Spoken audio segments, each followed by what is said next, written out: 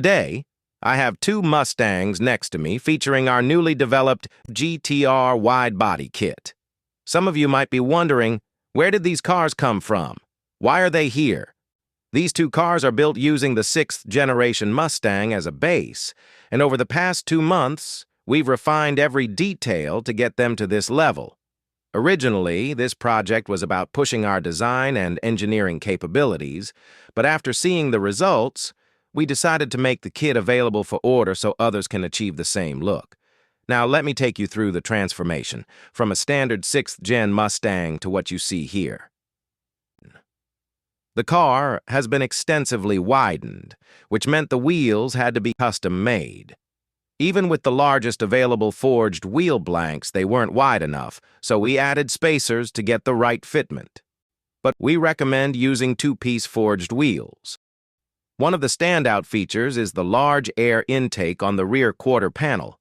On a standard Mustang, cutting into this section would expose the inner structure, making it vulnerable to rain and debris. To prevent this, we designed a custom duct system inside the bodywork.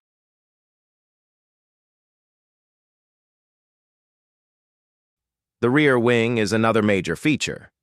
Instead of mounting it to the trunk, we secured it directly to the C-pillars. Since the C-pillar is made from high-strength structural steel, drilling into it was extremely challenging. We had to use an extra-long bolt to secure the wing properly. The result is a solid mount, but this also means the trunk no longer fully opens, though a small gap remains. Front-end modifications. The front of the car is nearly 30 centimeters wider than stock. The bumper, fenders, hood, and side skirts had to be redesigned to match. Unlike bolt-on wide-body kits, this build required everything to be changed together for a seamless look. On the hood, we added 2 large vents. Some might ask, won't water leak into the engine bay?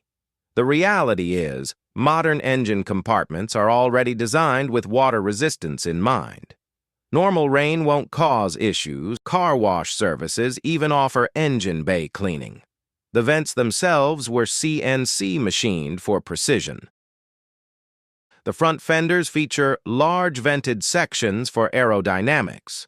However, during development, we encountered major challenges. Each vent required a custom mold, and installation had to be precise. Even a slight misalignment would cause fitment issues. At the rear, we had to cut into the fenders to ensure proper suspension clearance while maintaining the car's aggressive stance. The rear intakes were also deepened to improve their visual impact. We created a custom midsection and rear exhaust.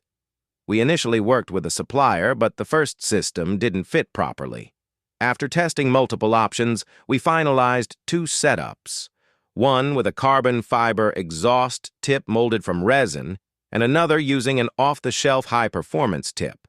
That's why the blue and white cars have different exhaust designs. Some people believe that fiberglass kits have poor fitment or low-quality paint. We're here to prove otherwise. If you take a close look at our build, you'll see precise panel gaps and a flawless paint finish. We documented the entire painting process, and we'll be releasing a video showing how to properly prep, paint, and install a fiberglass kit. The problem isn't the material, it's how you work with it. The V5 GTR wide-body kit is now available to order.